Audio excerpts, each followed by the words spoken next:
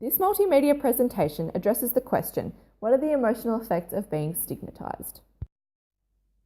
Emotions are an innate feature of human nature. They guide our behaviour, encourage interpersonal interactions, and much more.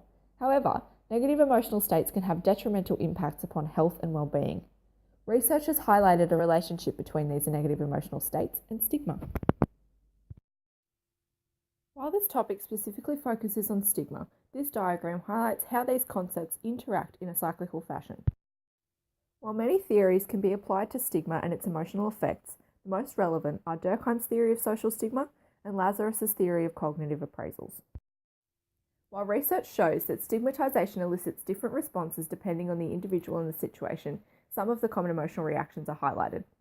For example, there are often negative implications associated with psychological and physical well-being. Internalized constructs both control and are controlled by emotions. Emotional states are also negatively impacted by low social support and decreased help-seeking behaviour. The relationship between these reactions is not linear but complex, containing multiple feedback loops.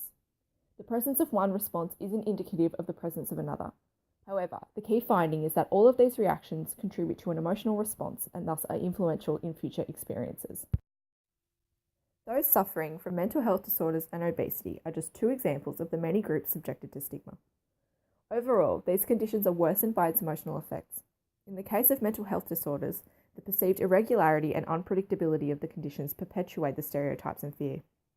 These individuals are at an increased risk of the negative effects as they are already vulnerable to increasingly negative mental states. Obesity has many physical and psychological health implications. A large issue in the relationship between obesity and stigma is that the perceived controllability of the condition is high, meaning that individuals who suffer are more likely to be socially excluded and receive less social support. So the aforementioned emotional effects are amplified and less is done to mitigate them.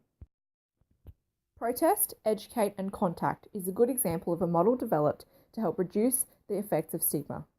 Also, at an individual level, methods are being developed to assess the effect of stigma upon internal cognitive constructs. This may help with the treatment of its aversive impact. In conclusion, it can be seen that there are many emotional effects of stigma and that the relationship between them is extremely complex.